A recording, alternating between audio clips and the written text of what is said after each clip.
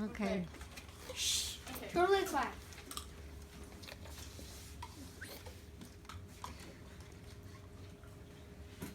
Did you know that a lack of physical activity is proven to be just as deadly as smoking? According to Daily Mail, research published by Lancet shows it is estimated that overall physical inactivity causes more than 5.3 of the 57 million deaths that occurred worldwide in 2008. This research suggests that this is equivalent to the 5 million deaths attributed to smoking in 2000. We all know the dangers connected to smoking, but who knew that being inactive could be just as deadly? Everyone needs to find time in their day to get physical activity and to be consistent with it. We all live busy lives, but staying active is crucial. Do not wait until New Year's Day to activate your gym membership.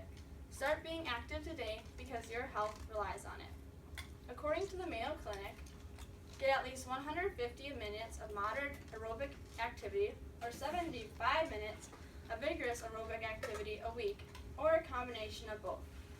The Mayo Clinic suggests to do strength training for all major muscle groups at least 2 times a week. If you do not mind my asking, how many of us can say that we meet these requirements? How many of us see the importance of meeting these requirements? Well, let me enlighten you on this throughout the speech. Let's first talk about how physical activity can both personally impact you. Physical activity can benefit both your mental and your physical health. There are many physical health benefits that come from physical activity, such as reducing the risk of heart attack, managing your weight, lowering blood cholesterol level, lowering the risk of type 2 diabetes, lowering the risk of some cancers, lowering your blood pressure, increasing your bone, muscle, and joint strength, and lowering your risk of osteoporosis, and lowers the risk of falling. Who wants osteoporosis? How about high blood pressure or a fatal heart attack? Exercise is your key to a long, healthy life. By saying no to exercise, you are opening the door to many health problems. Now let's talk about the physical benefits that physical activity has on your mental health. If you exercise, you'll have more energy, be in a better mood, and sleep better. The benefits that you can get from exercise are no lie. Helpguide.org gives many examples of mental health concerns that exercise can improve. Those being depression, anxiety, stress, ADHD, PST, and trauma. So how does exercise help depression? Well, exercise causes neural growth, reduced inflammation, and new activity patterns in the brain, which boosts feelings of calm and well-being. Exercise also releases endorphins, which are chemicals that help your brain that boost mood and energy. Endorphins may also help with anxiety and stress. I have found that after a long day of school, being stressed about homework, when I went for a run, this always improved my mood. I often find myself going for stress-relieving runs when I get very anxious about something. I have even asked to leave school before, just to go on a run, so I can calm myself down a bit. I have personally felt the benefits of exercise on being stressed. Exercise can also improve ADHD symptoms. Physical activity increases the levels of dopamine, morphine, and serotonin, which all improve attention and focus. Exercise works like the common medicines Adderall and Ritalin. Exercise also helps people suffering PST or trauma.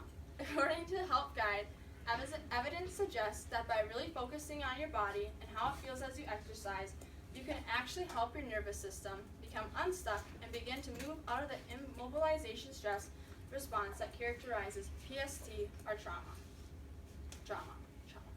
By denying exercise, you are denying yourself better mental health. I know that everyone's health can be improved, whether it be physical or mental. Some may argue that they're happy with their body and are skinny enough, and therefore they do not need to work out. But as you can see, after all the physical and mental benefits that exercise gives us, exercise goes much deeper than appearance.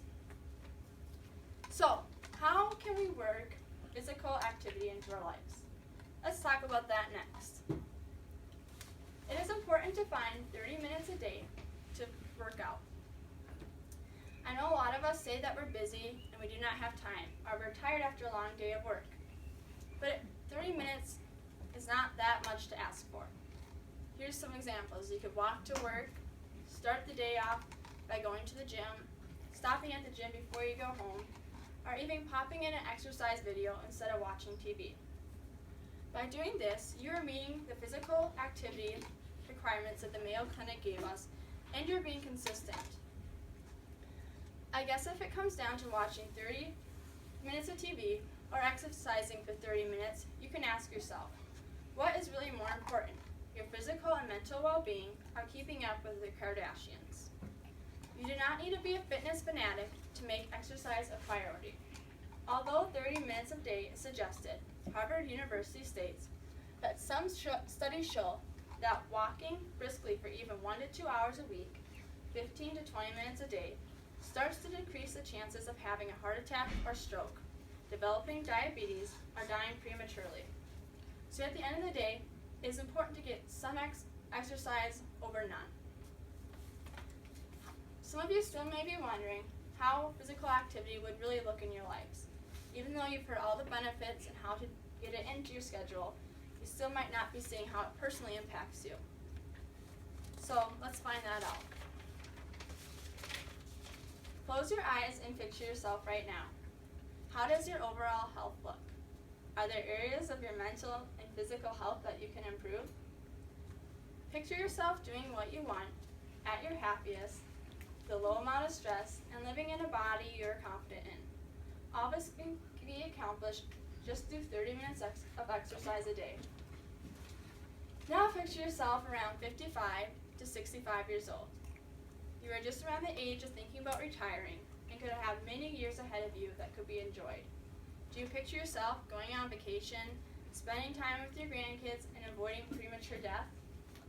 When people lose the ability to do things on their own, it's not because they have aged, but it can be a result of being inactive. Living a long, healthy life can be acquired by staying physically active. This can start now by exercising when you're young and continuing it throughout your whole life. So, power down your computer, get off your phone. You have spent the last 10 minutes listening to my speech. Now it's time to spend your next 30 minutes being active. I want you all to find 30 minutes every day to work out. I get that life is busy, but nothing else is as important as your health.